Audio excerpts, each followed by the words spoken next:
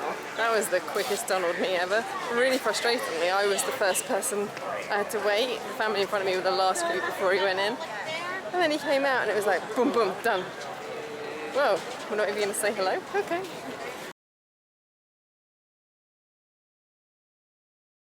Wow. This is the chicken tikka masala. I didn't think it came with rice. In previous years it hasn't, it's just been the chicken and the naan, so maybe they had feedback. I like this. It smells amazing as well. Good decision. This is delicious. And I think I was just hungry. It's really nice. Yum. What?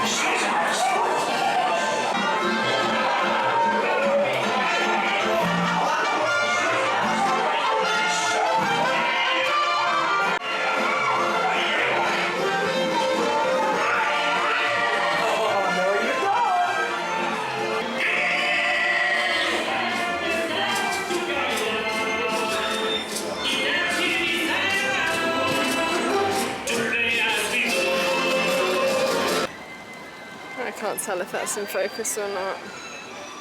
So this is the Lamington from Australia. They actually had an Australian cast member at the Australia booth, which is pretty cool, and she's like, this is an Australian delicacy, you're gonna love it. I've had it before, so I know I will love it, but that's cool, I like that. Authentic touch. I'm gonna eat this as I wander around to Soren. Look at this amazing use of a lightning lane.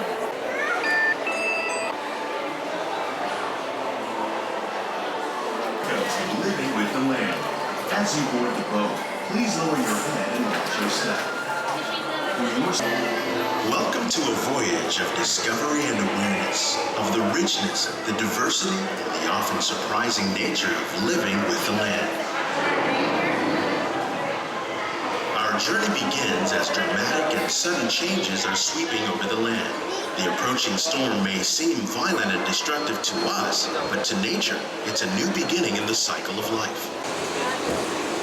Beneath the surface of the land, roots trap water from the flowing mud, extracting precious nutrients and minerals. These elements, when combined with sunlight, create the diverse living systems of our planet. These dense and beautiful forests cover only a tiny portion of the Earth's surface, but they contain more than half of its plant and animal species. Rainforests are also extremely rich and productive living systems, providing us with oxygen, food, medicines, and other elements essential to our lives. In the desert, nature has created a very different, but no less beautiful living system. And while this arid landscape may seem lifeless, it is very much alive. The plants and animals that have learned to survive in these harsh conditions make use of what little water they can find and avoid the scorching rays of the relentless sun. The American prairie once appeared as desolate as the desert, but over time, rainwater and nutrients gradually penetrated the hard surface of this land. Even the hooves of the mighty buffalo helped create the rich soil that would one day become home to the American farm.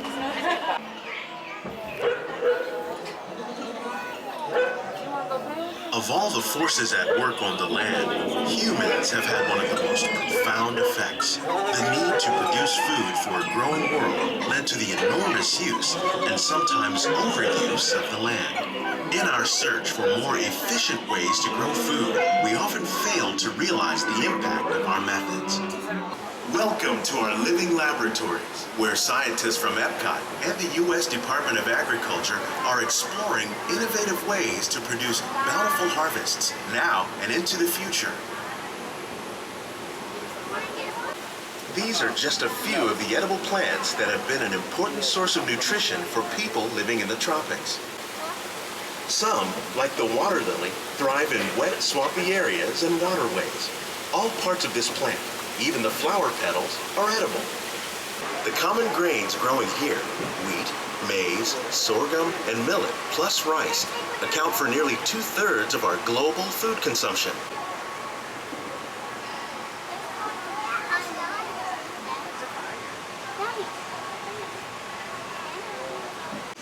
By growing these ground plants vertically, we can increase yields and better control diseases. These crops taste as good as they look. The future of agriculture may include innovative ideas like this vertical growing system. Plants grown in this way use a fraction of the space required by traditional growing methods. Walking tour. It's a chance for the whole family to get up close and personal with the plants and growing techniques in our laboratories. Please keep your hands and feet inside the boat and remain seated until the boat comes to. There we go. Oh, we are tapping at the top, apparently.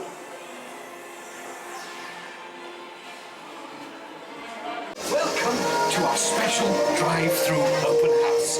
I'm Dr. Nigel Channing, Chairman of the Imagination Institute. Hello. On your tour, you'll see how the 5 human senses can help capture your imagination. Oh, can I go too? Absolutely not. Can I go? Please, please, please. No, I don't want you out of my sight. Out of sight? Okay. Come on, everybody. Here we go. Left ear, right ear. Left, right. What? This is odd. Hello? Hello? Who is this? It's Figment. Figment? I thought I told you not to interfere. But you've got it wrong, Doc. It's not about listening with your ears. It's about listening with your imagination. Continuing now, if I may, in a calm, scientific, figment-free manner, the things we see with our eyes can control the eyes of the imagination. Let's begin by using the eye chart to test your vision. Now, all together, if you would please read line 3 and hit. With F-I-G-N-T, you can see things differently. Is it me? More than you can imagine. Imagination is the brains of the house. And so, as you can plainly see, imagination works the best when it's set free. You said it, Doc. Imagination is a blast.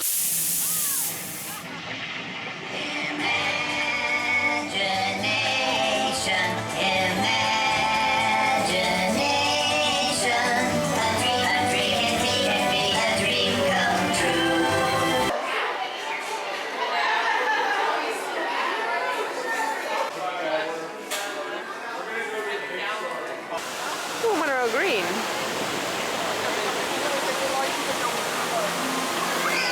Yeah, I'm going to do Mission Space, single rider on test track. Then I'm going to go over to Canada to see the film. Then I'm going to get some dinner, which is going to be the pork slider and the wine at Hawaii. Then I'm going to go out to Spaceship Earth, get some pictures of the photographer out the front, and then I'm going to have an early night. Let's see what we've got in here. Oh my goodness, look at all that Fantasyland stuff that I love.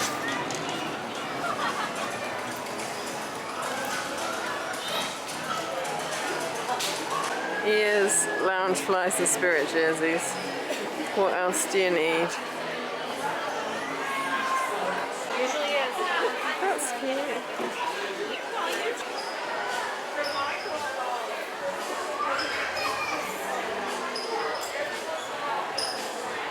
Right now, I'm really remembering why I hate Epcot on a Friday night. Whew. Right, this is a bit better.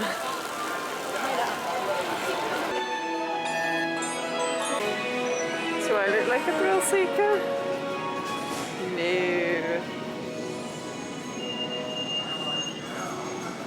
Welcome to the International Space Training Center.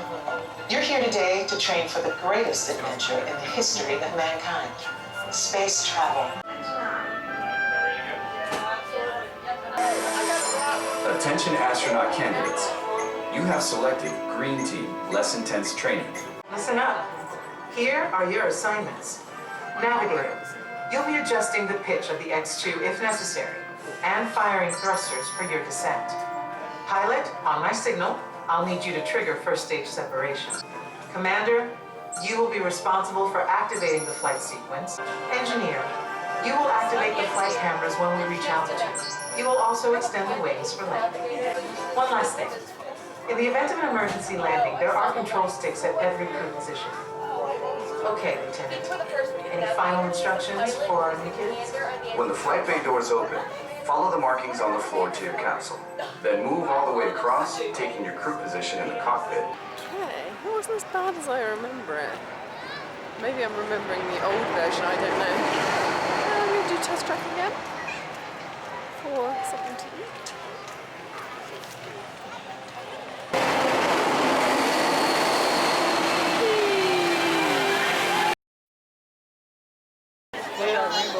Dad. How do we get there? Through the shop? I went the wrong way. We're obviously going in and out the exit. Oh my goodness. Oh wow, look at that rainbow!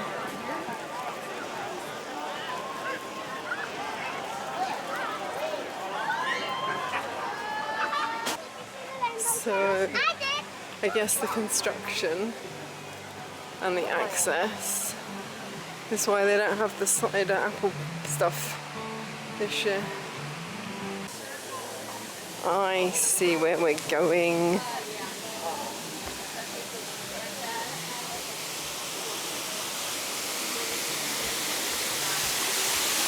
Okay, so it's starting to get dark. But I got the Kahlua pork slider, which is the same as it is every year. I got the pineapple wine again. That's the same every year. It's from the Vinery Vineyard in St. Pete. So this is my dinner, basically. I'm going to eat and sit as I walk out of the park via Spaceship Earth and possibly some photographers. As always, that was epic, really delicious. The wine is hitting the spot. I'll probably be hungry later, but I do have lots of crisps and biscuits in the room, so just nibble on those. Spaceship Earth has started doing its thing.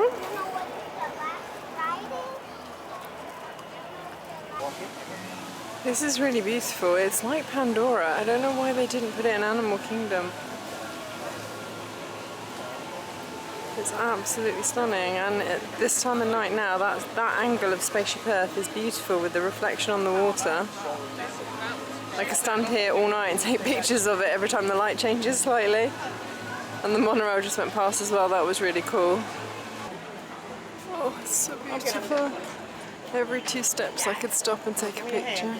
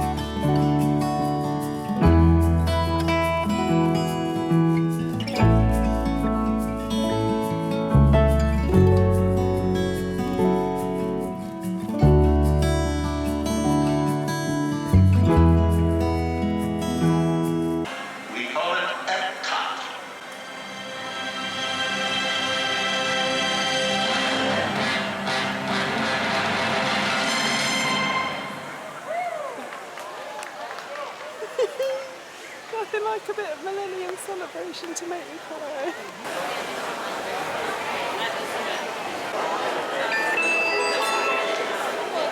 Thank you. For safety, remain Can you seated. smell it yet? Keep arms, feet, and legs inside the vehicle. And please watch your children. Like a grand and miraculous spaceship, our planet has sailed through the universe of time. And for a brief moment, we have been among its passengers.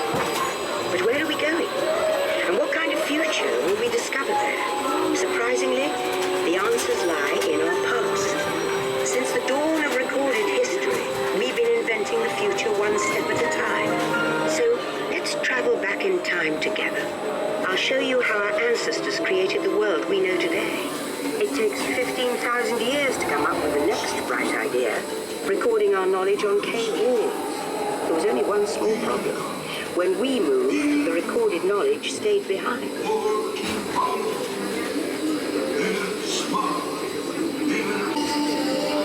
This unknown Egyptian pounding reeds flat is inventing papyrus, a sort of paper. Papyrus in turn creates better record keeping of plans, designs, and unfortunately taxes. But it also brings with it the dawn of great civilization. At this point, each civilization has its own form of writing, which none of the others can understand. But the Phoenicians, who trade with all of them, have a solution. They create a simple common alphabet, adaptable to most languages. Remember how easy it was to learn your ABCs? Thank the Phoenicians. They invented them. And with math comes mechanical technology and the birth of the high-tech life we enjoy today. Rome built the first World Wide Web, and it's leading us into the future. But then we hit a roadblock. Rome falls, and the great library of Alexandria in Egypt is burned. Much of our learning is destroyed, lost forever. Or so we think. It turns out there are copies of some of these books in the libraries of the Middle East, being watched over by Arab and Jewish scholars. In 1450, Gutenberg invents the movable type printing press. Now knowledge can travel as fast as these new books, and travel they do.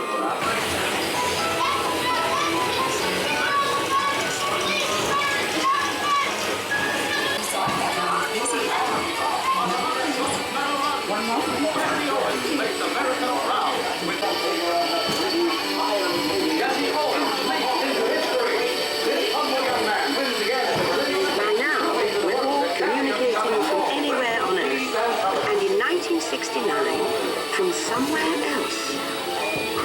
That's one small step for man.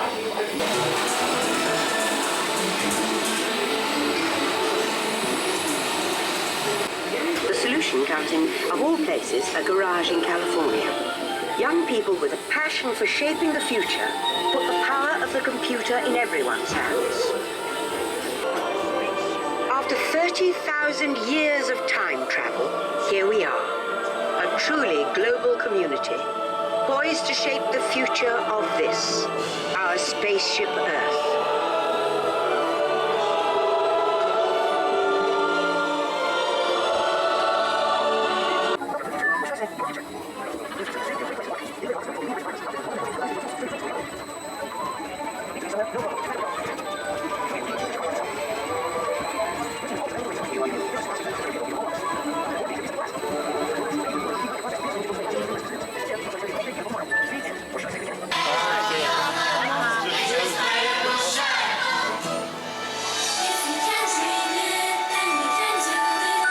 Okay, it's not necessarily an early night, but it's 8:45, so I'm leaving before the fireworks have started, and more importantly, I'm leaving before the fireworks crowds.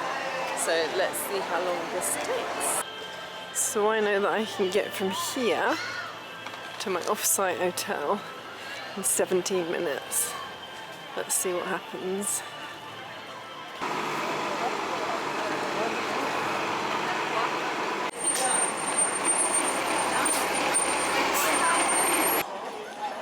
How cute is this? They're watching, I was going to say Encanto then, Coco, whilst in the pool. I didn't realise the screen was literally right by the pool. Although you might get a bit wrinkly tonight, it's quite cold. I say cold, it's like 70 degrees, which is, what, I don't know, 20? Okay. Homeward bound. Got myself my Sprite. And I will check in when I get to the room. Okay, time check. 21:21. So I left the park at 20:44. So that means it has taken 37 minutes. It's taken me 20 minutes longer than when I stay off site. But I didn't have to drive, so there is that. I really need to go to the toilet. I've literally just walked in, dumped everything and done the time check. So I'm going to go to the toilet and come back. That's better. Changed into my pyjamas and washed my face as well, so I feel much better now. Where to start? I mean, yesterday was one of the best Magic Kingdom days I've ever had. Today was a really good Epcot day as well. I did a lot of back and forth.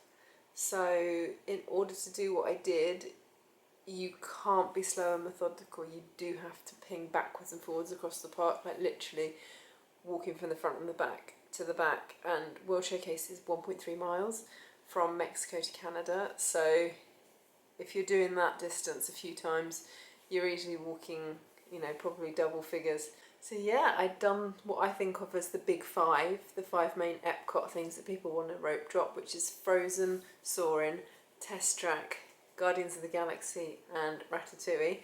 Done them all by 11 o'clock, which I think is pretty good going. Yeah, so tomorrow is Hollywood Studios, so hoping for an individual lightning lane at 7 AM for Rise of the Resistance. Then I'm going to try Slinky Dog Lightning Lane.